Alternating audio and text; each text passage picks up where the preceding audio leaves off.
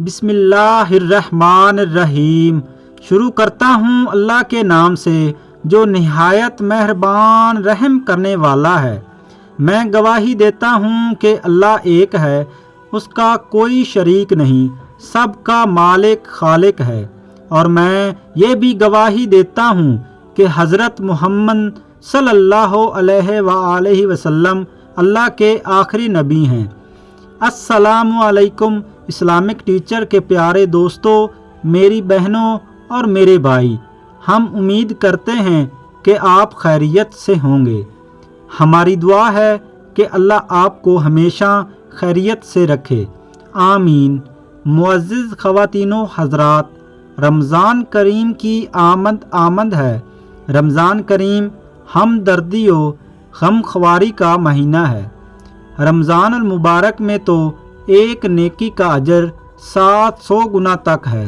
اگر ایک شخص اس مہینے میں 1 روپیہ خرچ کرتا ہے تو اللہ تعالیٰ اس کو 700 روپیہ خرچ کرنے کا ثواب دیتے ہیں۔ معزز خواتین و حضرات، اللہ تعالیٰ ایک بار پھر اپنے فضل و کرم سے ہمیں رمضان المبارک کا برکتوں، سعادتوں اور بے پناہ رحمتوں والا مہینہ نصیب فرما رہے ہیں۔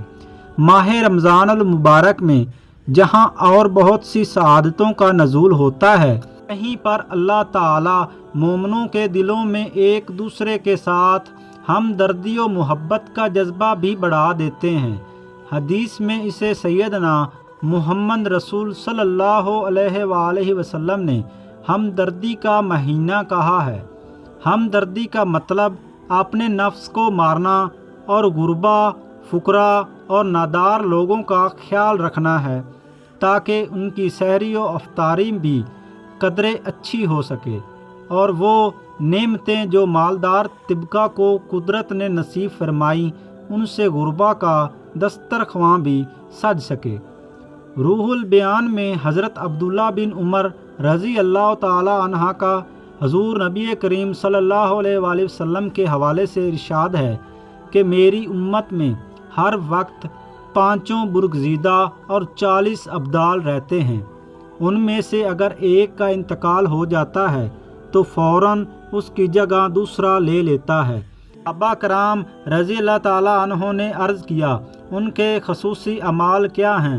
تو آپ صلی اللہ علیہ وآلہ وسلم نے فرمایا کہ جو ان کے ساتھ ظلم کرے اسے درگزر کرتے ہیں، جو برائی سے پیش آئے اس سے اچھائی سے پیش آتے ہیں، اور اللہ تعالیٰ نے انہیں جو رزق دیا ہے اس میں سے لوگوں کے ساتھ ہمدردی و غم خواری کا برتاؤ کرتے ہیں۔ ایک دوسری حدیث میں حضور صلی اللہ علیہ وآلہ وسلم کا ارشاد ہے کہ جو شخص بھوکے کو کھانا کھلائے یا ننگے کو کپڑا پہنائے یا مسافر کو رات گزارنے کی جگہ دے تو اللہ تعالیٰ جل شانہ ان کو قیامت کی سختیوں سے محفوظ فرما دیں گے۔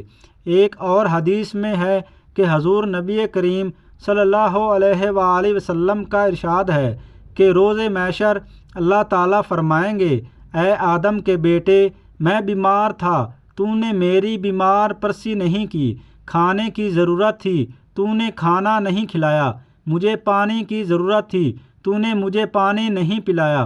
بندہ عرض کرے گا، یا اللہ، آپ تو کھانے سے پینے سے بیماری سے پاک ہیں، پھر میں کیسے یہ کرتا؟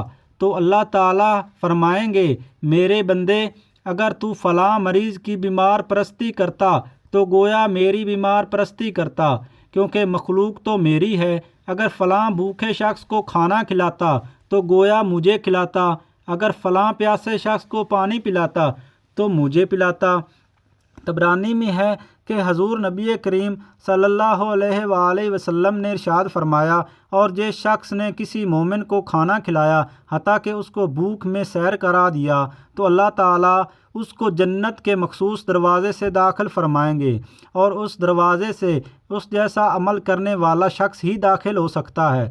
صحیح ابن حبان میں حضرت صلی اللہ علیہ وآلہ وسلم کا ارشاد ہے کہ جنت میں چند بالا خانے ایسے ہیں جن کا باہر کا حصہ اندر سے اور اندر کا حصہ باہر سے نظر آتا ہے۔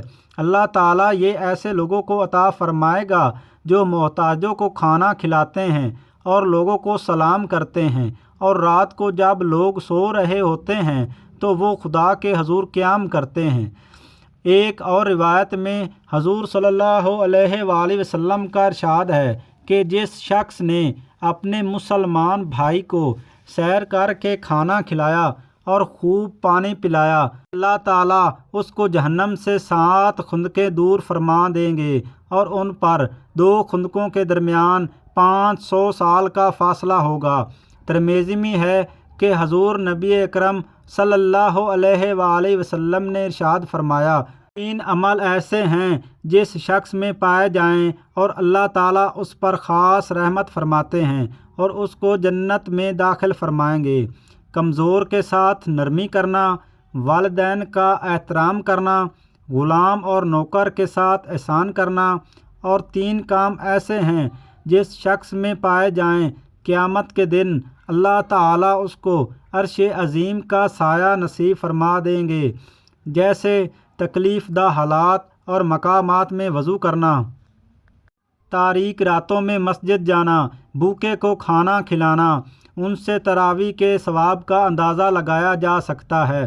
حضرت ابو جہم رضی اللہ تعالیٰ عنہ کہتے ہیں کہ یرموک کی لڑائی میں میں اپنے چچا زاد بھائی کی تلاش میں نکلا کہ وہ لڑائی میں شریک تھے، کہ میں ان کی حالت دیکھوں، اور ایک مشکیزہ پانی کا میں نے اپنے ساتھ لیا کہ ممکن ہے کہ وہ پیاسے ہوں تو انہیں پانی پلاؤں۔